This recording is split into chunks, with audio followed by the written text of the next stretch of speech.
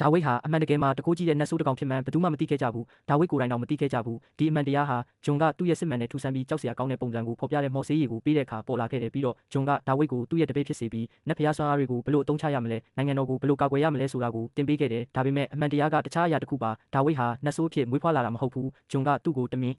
တကအဲ့ဒီလိုဖြစ်အောင်လုပ်ခဲ့တာဂျွန်ရဲ့တကယ်ရည်မှန်းချက်ကဒါဝိဒ်ရဲ့စွမ်းအားတွေကိုအသုံးပြုပြီးဖျားသခင်ဖြစ်လာဖို့ပါဒါဝိဒ်ကိုလေ့ကျင့်ပေးရုံနဲ့မလုံလောက်ပါဘူးဒါကြောင့်သူဟာနိုင်ငံတော်ကလူတွေရဲ့ယုံကြည်ခြင်းစွမ်းအင်ကိုကုန်ဆုံးစေခဲ့တယ်ဆိုရတဲ့ရလဒ်ကတော့နိုင်ငံတော်တစ်ခုလုံးဟာကလေးမွေးဖွားနိုင်စွမ်းတဖြည်းဖြည်းဆုံးရှုံးသွားတာပါပဲအမျိုးသမီးတစ်ယောက်ကိုဝင်ရှိလာရင်ဂျွန်ကဒါဝိဒ်ကိုချက်ချင်းပြန်ပို့လိုက်မယ်ဘာလို့လဲဆိုတော့အဲ့ဒီလိုကလေးတွေဟာလူသားတွေမဟုတ်တော့ပဲကြောက်စရာကောင်းတဲ့အမြ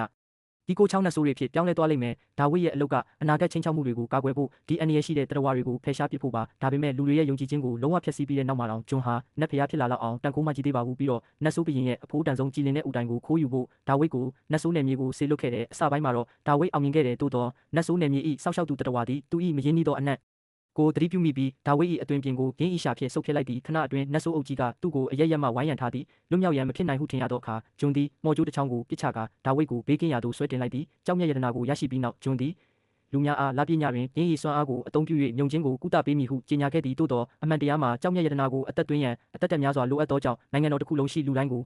တက်ပစ်လိုက်မည်တစ်ချိန်တည်းမှာပင်နတ်ဆိုးနယ်မြေတွင်နတ်ဆိုးဘရင်ဘစ်တက်စ်သည်သူ၏ကြောက်မြတ်ယတနာခိုးယူခံရကြောင်းသိရှိသောအခါသူ၏တပ်ကိုလူသားနယ်မြေသို့ချက်ချင်းစေလွှတ်ခဲ့သည်ဂျွန်၏တကူကောင်းဆန်သောရည်မှန်းချက်ကြောင့်လူသားများနှင့်နတ်ဆိုးများကြားရှိပျက်စီးလွယ်သောငြိမ်းချမ်းရေးသည်ပြိုကွဲတော်မူဖြစ်သည်လပြည့်မတိုင်မီ9ရက်အလိုတွင်အလွန်လှပသောအမျိုးသမီးတစုသည်တော်ဝင်မြို့တော်တွင်ပေါ်လာခဲ့သည်လူများကယင်းတို့ကိုဝေးလံသောဒေသမှအကသမားများဟုထင်မြင်ခဲ့ကြသည်သို့တော်အမှန်တကယ်တွင်